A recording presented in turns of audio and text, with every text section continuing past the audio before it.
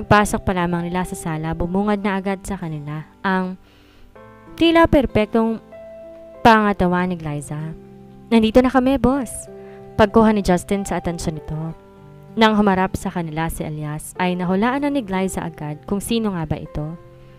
Pagkuha ni Justin sa atensyon nito, hindi mawari ni Glyza, ngunit pakiramdam niya, naghuhuramentado ang kanyang puso. Sa unang tingin, mapapansin agad na may nagbago rito. Wala na ang pilat sa pisngi ng lalaki. Lalo tuloy itong naging makisig sa paningin ng babae. Sandaling bumaling sa kanya si Elias na kanyang tauhan dahilan para maputol ang titig nila sa isa't isa. Nang tangoan ni Elias si Justin, tuloy na siyang iniwan ng tauhan. "Daddy!" Mabilis tumakbo si Gino patungo sa kanya at binigyan siya nito na mahigpit na yakap. "I miss you so much, Daddy. Finally, you are in front of us now." Maluha-luha si Gino habang yakap-yakap niya ang bewang ng kanyang ama. Tila naman hinaplos ang puso ni Elias sa inasta nito. Di niya nagawang umimik, ngunit nagawa niyang haplusin ang buhok ng kanyang anak. Bago ang pakiramdam na yon kay Elias, pakiramdam niya, napadpad siya sa isang magandang panaginip. Nag-ikot naman ang mata ang batang si Jared bago to humarap sa kanyang ina. Hinawakan niya ang kamay ni Glyza kasabay ng pagtingala niya rito. "Mommy, I wanna go home now." Agad naman napabaring si Elias sa isa pa niyang anak. Tuloy na rin bumitaw ito sa Giro sa pagkakayakap niya sa ama. "Pero anak," natigil ang sasabihin ni Glyza na magsalita si Elias. "Come near me, young man." Malumanay ang tinig nito. Naging dahilan din yon para parehong mapatingin na mag-ina sa kanya. Ngunit hindi mawala ang lukot sa mukha ng bata. "I don't like you," sigaw ng batang si Jared. "I don't want you to be my dad." Tila nawasak ang puso ni Elias sa narinig. Maging pangit man o gwapo siya, ay mukhang hindi siya magugustuhan ng batang ma-attitude. "Jared anak, wag naman ganyan." Saway sa kanya ni Glyza. Lalo namang nalukot ang mukha ng bata. "I want to go home now, Mom." Pagpupumilit nito. "I don't like to stay here." Sabat naman ni Elias. Nanatili ang malamani na tinig at muli na naman napalingon sa kanya ang bata. Tila naman nawasak ang puso ni Elias sa inasta ng kanyang anak. "Rather choose to be in the street than be here. I don't want to be with you." Pakiramdam ni Elias sa maganda niyang paligid. Sa isang iglap tila naging bangungot. Bago pa sila makahuma, mabilis na tumakbo ang bata papalabas ng pinto. "Jared, anak!" Walang sinayang na sandali si Glyza. Agad niyang sinundan ang batang lumabas. "Jared!" Muli niyang tawag dito. "Mag-usap nga tayo, anak." Malumanay niyang wika nang maabutan niya ito. "Bakit ka ba ganyan? Di ba dati naman gustong-gusto mo makasama ang daddy mo?" Hinarap siya ng bata. Namumula ang mga mata nito dahil sa pagpigil ng pag-iyak para realize how responsible he is. "Mom, he did not came when we need him the most. He's not worth to be our dad." Buntong hininga naman na lumuhod si Glyza upang mapantayan niya ang bata. "Anak, kung wala ang daddy ninyo, wala ka rin dito. And it will be sad for me if you and Giro are not existing. Remember, you two are my greatest gift from heaven." Hinaplos ni Glyza ang pisngi ng bata. Binigyan niya rin to ng sinserong titig. "And I'm sure daddy also feels the same." Umiling naman ang batang si Jared. "That is not true, Mom. He left us." Muling napabuga ng hangin si Glyza. "Anak, listen to me. Hindi tayo iniwan ng daddy nyo. Ako ang nagdesisyon na lumayo sa kanya. Maybe because he is bad. No, anak, because I am a coward. Can we talk, young man?" Agad napunta ang tingin ng bata sa pinagmulan ng tinig.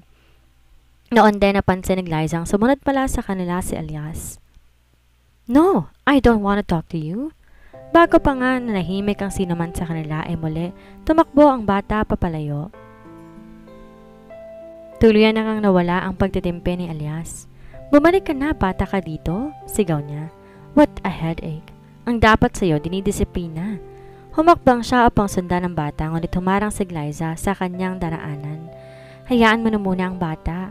Nandilisik naman ang mga mata na lumingon sa kanya ang lalaki. "You know what? This is your fault.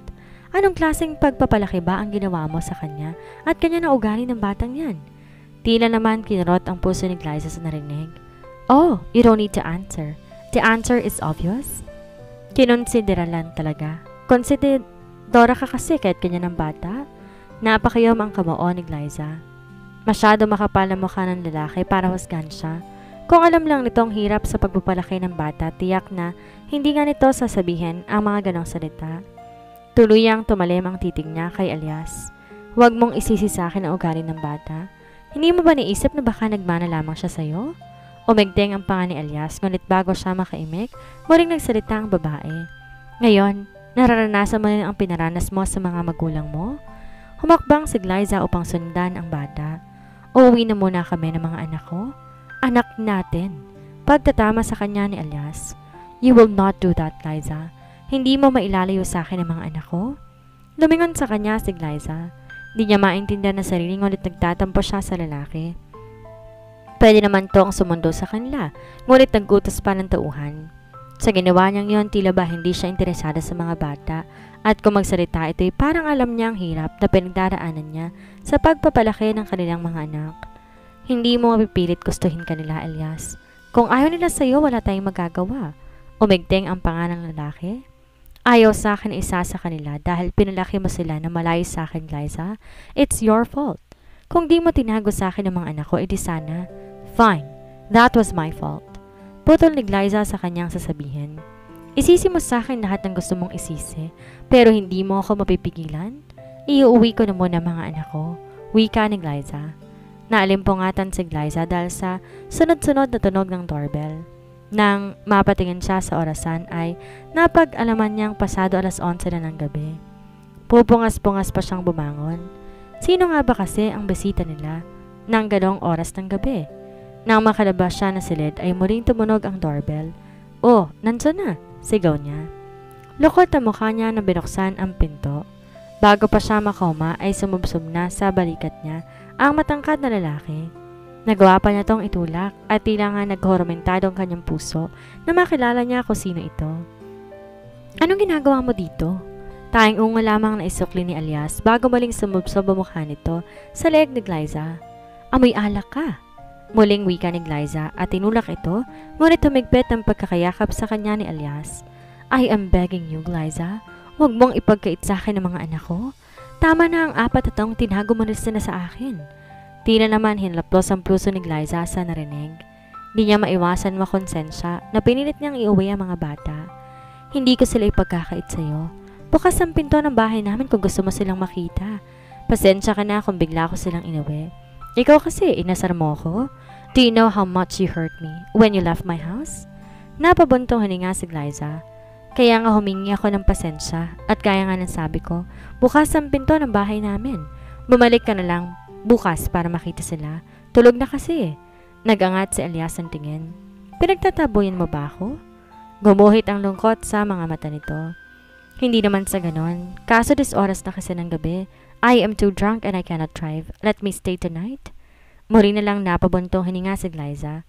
Halika na nga. Inalalayan niya sa pagpasok ang lasing na lalaki. Buti na lang wala si Dad, kundi lagot ako nito. Nais sa tinig na lamang ni Glyza, kasabay ng pagpasok niya sa kanyang silid. Ay! Impit siyang napatili nang matumba si Elias sa kanyang kama. At dahil nga napahawak siya rito, ay bumagsak siya kasama ito sa mismong ibabaw nito. Glyza! Mahinang usal ni Elias. Na mag-angat ang tingin si Glyza ay nakita niyang nakapikit na ang lalaki. Thinking of you makes me insane. Kumilos si Glyza upang malis sa ibabaw ni Elias, ngunit bago pa siya makaalis ay lalong humigpit ang pagkakayakap sa kanya ng lalaki. Kumilos ito at sa isang iglap ay nasa ilalim na si Elias. Nanlaki ang kanyang mga mata nang magtama ang kanilang mga mata. Ano ba? Umalis ka na nga sa ibabaw ko? Sinubukan na ni Glyza ang lalaki ngunit hindi ito nagtagumpay. Sa halip sumubsob to sa kanyang leeg. Glyza, you smell like candy, anas ni Elias. Pakiramdam naman ni Glyza na kiliti siya na maramdaman niya ang mainit na hininga ni Elias sa kanyang leeg. Paalisin mo na ako. Habol ang hiningang wika ni Glyza. Umungol naman si Elias. Ilang sandali lang naramdaman na ni Glyza ang labi ni Elias sa kanyang balat. Na maramdaman niyang mahinang kagat ni Elias sa kanyang leeg, tila naman dumali ang kuryente sa kanyang kaibuturan. Nang dumaos-dos ang labi ng lalaki pababa, napapikit na nga lamang siya. Elias? Mahinang hiyaw niya. Hindi na rin ni Glyza nakilala ang sariling tinig. Kung iba, tumututol o nagpapaubaya, Tila naman walang planang magpapigil si Elias. Namalayan lang ni Liza ang pagbaba nito sa strap ng suot niyang night dress. Sandali lang. Pigil niya sa lalaki. Please stop. Nasa kabilang kwarto lang ang mga bata. Sa halip makinig, marahan namang tinanggal ni Elias ang kamay niya na nakaharang. Lessen your moan. Bago pa makaimik si Liza, muling dumapo ang labi ni Elias sa kanyang labi. Napapikit na lamang si Liza. Nang lumalim ang halik ng lalaki ay namalayan na lamang niya ang sarili na tumutugon. Tuluyan siyang tinangay ng damdamin. Napakalunod siya sa haplos at halik ni Elias hanggang sa namalayan na lamang niya, wala na siyang anumang saplot sa katawan. Pagkatapos, good night, Liza. Kinintilan ni Elias ang halik ng sentido nito bago to tuluyan na mahiga sa tabi ng babae. Di na ni Liza nagawang sumagot. Pakiramdam niya, naubusan na siya ng erehiya sa ginawang pagpapaligaya sa kanya ni Elias. Naramdaman niya ang pagyakap sa kanya ng lalaki. Napahawak na lang siya sa braso nito bago pa siya tuluyang gupuin ng antok. Nang magising kinabukasan si Liza, tila nabawi na niya ang nawalang lakas. Nang bumangon siya mula sa kama, ay wala na nga roon si Elias at nakasuot na rin siya ng panibagong pantulog. Marahil ay dahil umalis na ang lalaki. Hindi niya mawaring ngunit tila ba nakakaramdam siya ng lungkot sa puso. Come on, Daddy! Masiglang wika ni Jiro. Napakarap naman si Liza. Tama bang narinig niya? Alright, let's go to the kitchen, now. Tinig yun ni Elias. Noon ni Liza na kumpirma na hindi pa nga umuwi ang lalaki.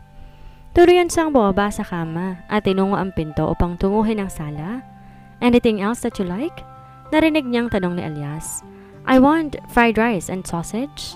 Narinig niyang tura ng anak niya na si Jiro. Nagpatuloy naman si Liza sa paghakbang at tinungo ang kusina kung saan narinig ang tinig. How about you, Jared? Name what you want. Nothing. Malamig na sagot ng bata. Don't believe him, Dad. Jared loves pancake with chocolate syrup. Tayong pagsimangot naman na nagawa ng batang sa Jared. Tila naman na estatwa si Liza sa nasaksihan. Magkatabing nakaupo ang dalawang bata. Nakatayo naman sa pagitan nila si Elias at abala ito sa paglagay ng pagkain sa platong kaharap ng mga bata. Meron at tigi isang baso ng gatas sa mga bata. Good morning, Mom. Natamis ang ngiti ni Jiro. Agad naman niya nakuha ang atensyon ni Elias. Mabilis naman nag-iwas ang tingin si Liza. Ramdam niya ang pag-iinit ng kanyang pisngi na maalala niya ang ginawa sa kanya ng lalaki kagabi. Good morning. Come and sit. Breakfast is waiting. Pilit ng ngiti na lamang na isukli ni Liza bago siya tumungo at umupo sa upuang kaharap ni Jared. Mommy, look. Daddy prepared breakfast for us. Pagmamalaki ni Jiro. That's nice. Did you say thank you to him? Yes, Mom. I also hugged him tight, but Jared didn't. Buntong hininga namang napabaling si Liza sa kanyang anak. Jared, anak. Di nabura ang simangot ng bata, ngunit bumaling naman to sa kanyang ama. Thank you for the pancake.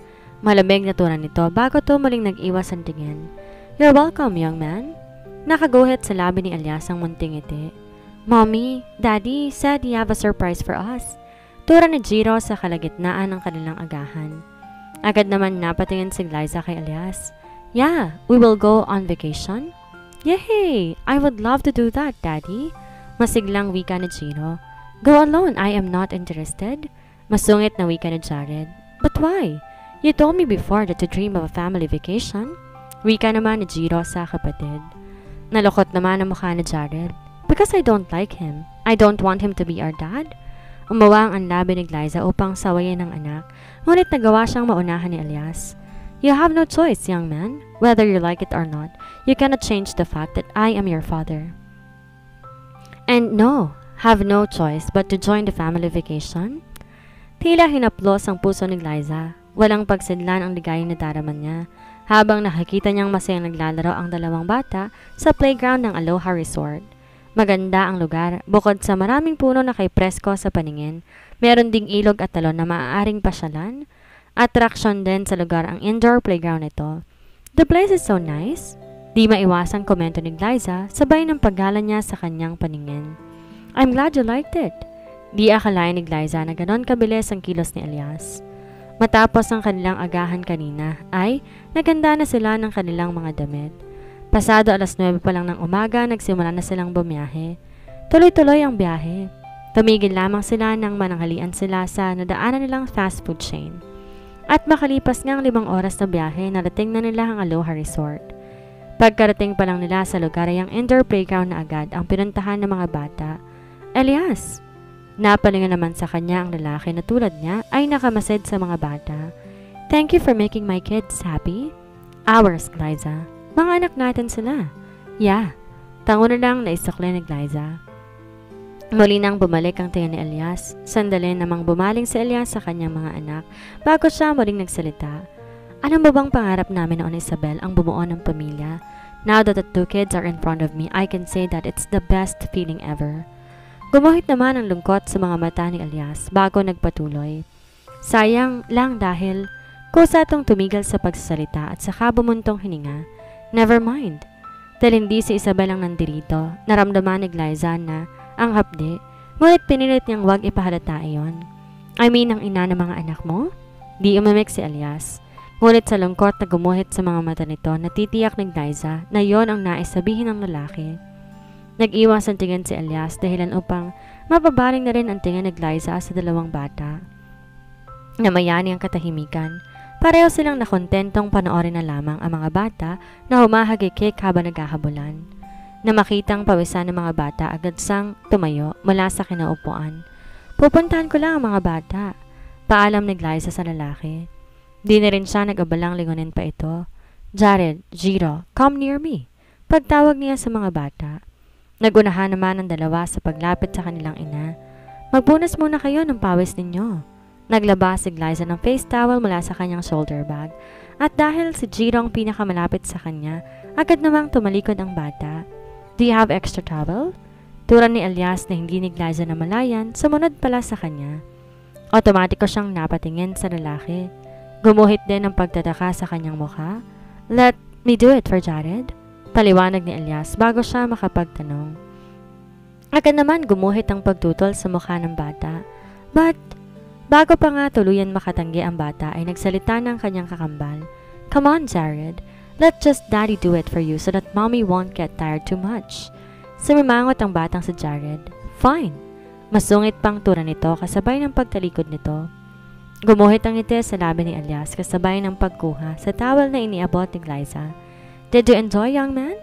Tanong ni Elias sa batang si Jared habang pinupunasan ang likod nito. Is it important if I enjoyed it? Tanong ng bata. Of course. Your happiness is very important to me. I always wanted to give you everything that will make you and Jiro the happiest. We are important to you? Gumuhit naman ang munting ngiti sa labi ng lalaki. Of course, you two are my own blood. Hinarap naman siya ng bata. Then why didn't you visit me every time I got sick? Napanunok naman si Liza. Bago makaimik si Elias, naunahan na siya ni Liza. It's because I didn't tell him. I don't want him to worry too much. Agad naman napatitig ang bata sa kanya. Is that true? Marahan namang tumango si Elias. Yes, of course. I will die worrying for the 2 of you. Di umimik ang bata, ngunit sa mukha nito'y mukhang lumambot ang puso nito para nga sa kanilang ama. After playing, can we also go swimming, Dad? Sabat naman ni Jiro. Of course, son, but maybe we can do that tomorrow. Gumuhit ang ngiti sa labi ni Elias kasabay ng paghaplos nito sa pisngi ng kanyang anak. It's so nice here. How I wish Grandma is also here. Turan ni Jiro kasabay ng paggala nito sa kanyang paningin sa paligid. Next time, son, do you also have a father, Dad? Tila napatda si Elias sa tanong ng kanyang anak. Gayunpaman, nagawa pa rin niya na sumagot. Yes, I have. You can call him Granddad. How about brother? Tumango-tungo si Elias. Yes, I have 3 brothers. How I wish I could also meet them. Napanunok siya. You want to meet them? Yes, Daddy, I would love to meet them. Bumaling to sa kanyang kapatid. Jared would also love to meet them. Of course not. Mabilis sa sagot ni Jared. Don't be such a liar, Jared. You told me last night. Pinanlisikan naman ng mata ni Jared ang kanyang kapatid. Napabunto hininga naman si Liza bago niya hawakan ang braso ng anak niyang sa Jared. Tama na yan. Huwag na kasing in denial, anak. Lalo namang nalukot ang mukha ng bata. Di naman nga napigilan ni Elias ang pagsiri ng munting ngiti sa kanyang labi. Alright, Daddy will arrange that matter, okay? You will soon meet your granddad and your 3 uncles. Yay! Pumalakpak naman ang batang si Jiro dahil sa labis na ligaya. Yes, but for now, let's just enjoy our vacation. Nang bumalik sa palaruan ng dalawang bata, hindi na iwasan ni Liza ang magtanong sa kanya, may plano kang ipakilala mga bata sa pamilya mo? Agad namang napabaling sa kanya si Elias. Yes, but I am not sure when. Napabuntong hininga naman si Liza. Sana naman hindi mo lang pinapaasa mga bata. Hindi umimik si Elias. Sa halip mulitong bumaling sa mga bata naglalaro. Panahon na nga ba para magbalik loob siya sa kanyang pamilya, sa pamilyang iniwan niya ng halos 10 taon? Naitanong ni Elias sa sarili. At dito na po nagtatapos ang kabanata ng ating kwento. Sana'y muli niyo po akong samahan sa mga susunod pang kabanata. Maraming salamat po. Ingat po tayong lahat.